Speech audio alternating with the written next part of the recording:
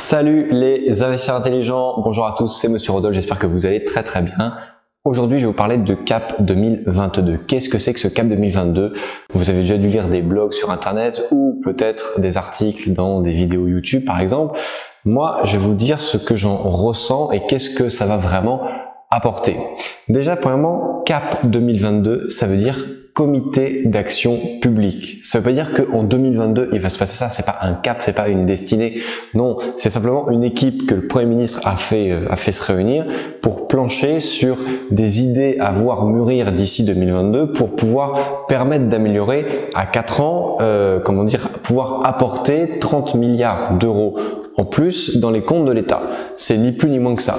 Et effectivement, dans ce fameux rapport CAP 2022, eh bien, on parle beaucoup d'immobilier, de suppression de niches et notamment de certaines choses comme par exemple, j'ai noté pour vous, le fait de remettre à plat tout le contexte juridique et fiscal en matière d'investissement locatif. Ça, c'est le premier point. Le deuxième point, création d'un régime de droit commun pour tout type d'exploitation. C'est-à-dire qu'en fait, c'est assez imprécis parce qu'on ne sait pas si ça va toucher le NU, le meublé, le LMNP, le LMP, les SCI, ISIR, on ne sait pas trop puisque c'est tout ce qui va toucher à l'investissement locatif. Donc beaucoup d'interrogations quand même dans ce rapport. Ce qui est le plus craint mais qui devait aussi forcément arriver, c'est la suppression du LMNP. Si vous me connaissez maintenant depuis un certain temps, je vous encourage à diversifier parce que le LMNP, c'est dangereux de ne faire que ça. Il y aurait également la suppression du dispositif Pinel parce qu'ils se sont rendus compte de la supercherie comme quoi ça ne motivait pas du tout la construction de logements neufs et qu'en fait ça servait plutôt aux bailleurs à s'enrichir plutôt que à des personnes de trouver des logements. Donc quelque part, le but du Pinel n'est pas là, les résultats escomptés ne sont pas présents.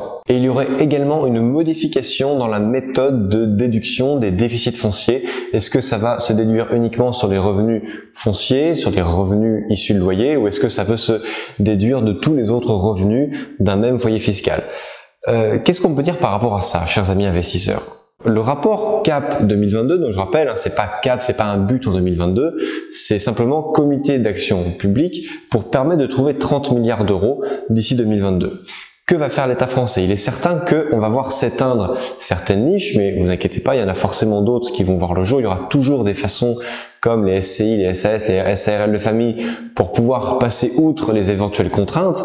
Moi, ce que je peux vous dire par là, c'est que on est quand même en train de voir se profiler quelque part la fin du LMNP parce que c'est déjà annoncé, ça fait presque 10 ans que le statut du LMNP doit disparaître et là on commence à voir des écrits publics qui sortent petit à petit. Ça veut pas dire que les niches fiscales en matière d'immobilier sont complètement terminées. Ce que ça veut simplement dire, c'est quelque chose que je vous rappelle presque dans toutes les vidéos, c'est que vous devez, chers amis, impérativement diversifier. Vous devez faire de la location nue, de la location meublée.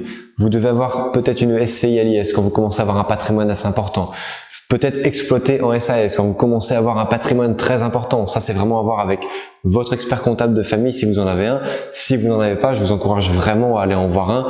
Expliquez-lui votre situation, expliquez-lui vos projets et il vous mettra sur la bonne voie pour trouver quelle est la bonne formule, quel est le bon protocole juridique pour coller à votre situation, mais surtout pour coller à vos projets. Pensez que vous êtes là, présent à un instant T début 2019, mais où serez-vous en 2025? Où serez-vous en 2030? C'est aujourd'hui que vous devez décider pour les futures années. Donc, ce que l'on doit retenir du rapport CAP 2022, c'est que, premièrement, ce n'est qu'un rapport. Ça n'est qu'un écrit, un dossier qui a été déposé sur le bureau du Premier ministre pour donner des idées au gouvernement à comment aller chercher 30 milliards d'euros de plus pour les caisses de l'État. Ça n'est ni plus ni moins que ça.